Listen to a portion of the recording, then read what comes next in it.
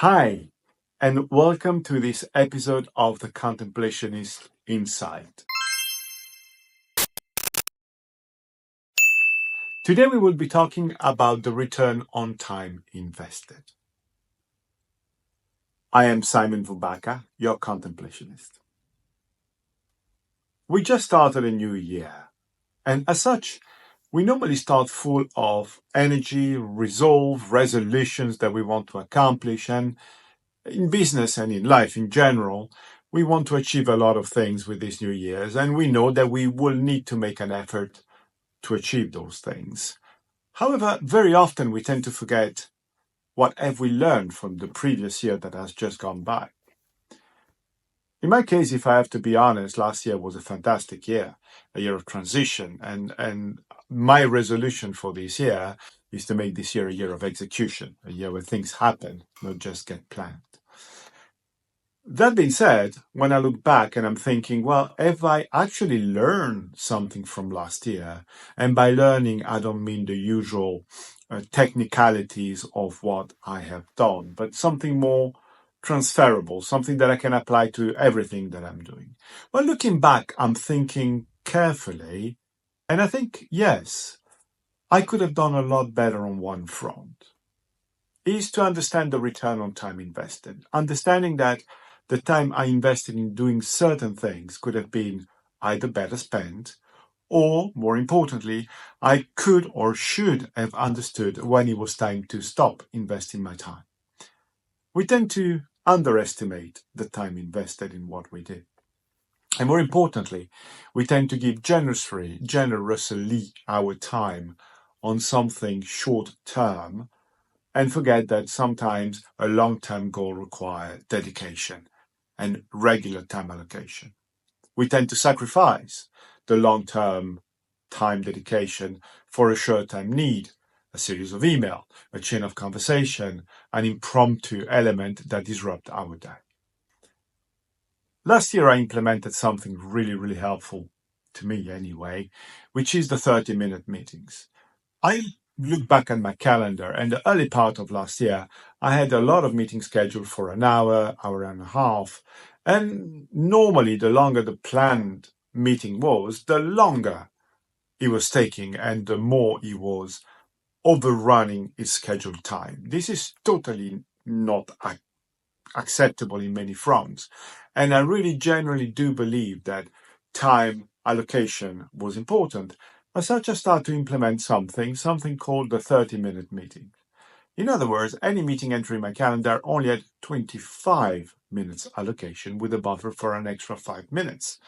Anyone wanting to plan meetings for longer than 30 minutes had to send me an email, or has to still send me an email, with a specific agenda of all the topics that have to be treated and why these would require more than 30 minutes.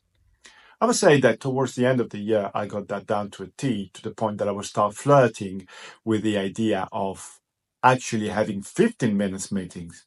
Although I am not sure in 15 minutes meeting can be implemented as easily as the 30 minutes meetings was. In any event, this made me understand and realize, looking back, that I was dedicating far too much time on what I call hot air rambling conversations. In other words, things that could have been said in one sentence were suddenly said in 10 sentences unless the time pressure was rewarded with a proper agenda.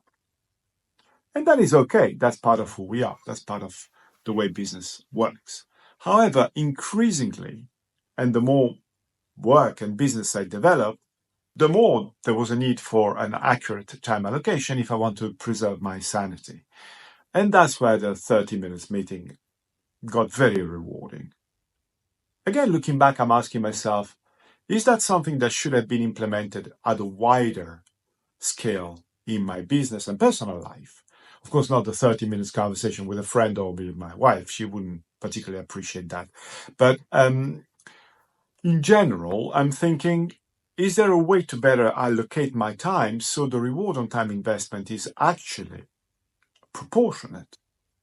And is there a way to calculate upfront or estimate upfront how much time you should dedicate to something? Well, the reality of it is, I don't think there is a formula that could be applied.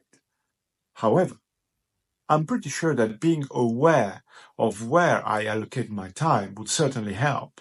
And more importantly, I'm very, very aware that when I'm dedicating too much time to some short-term goals, then I am probably jeopardizing my long-term goals. We tend to overestimate our short-term goals, and we tend to underestimate our long-term achievements. And as such, I really have decided to pay attention. And for me, the big learning for this year coming will be to apply this understanding of return of time invested. Time is, unfortunately or fortunately, our most precious asset. We always have the equation in any walk of life of our time dedicated to something. It is always important to understand the value of our time. By value, I don't necessarily mean financial value.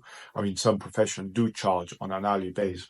We're not talking about those professions. We are talking more about the fact that if I have 24 hours in a day and I intend to sleep some of those hours and spend some time with my family, what would be available to be employed or deployed for the rest of my activities during that day has to be carefully allocated. Now, I am, like everybody else, have a tendency to get caught up in what I'm doing and invest my time primarily in things that are urgent. That begs the question, are they really urgent, and are they urgent for me, or am I just covering up for someone else's shortcomings? That's a different and separate conversation. In any event, I hope for all of us that in this year that is just started, we will be able and focus more on our return on time and understand and put one of the many parameters of what we do as the amount of time we have spent or trying to spend dedicated to one specific task, in such a fashion that at least if we do not correct the time allocation, at least we are more aware of the time we have allocated at a specific task. I hope this is something that you would like to comment, and I would be very interested in your thoughts. Don't forget that these videos are made for the benefit of all of us. These episodes are really for the benefit of everybody, so feel free to comment. There is also an article that I've written on the topic, the link somewhere around. And if you like this video and want to join us for our next episode, feel free to do so in subscribing. I have been Simon Vumbaca, your contemplationist.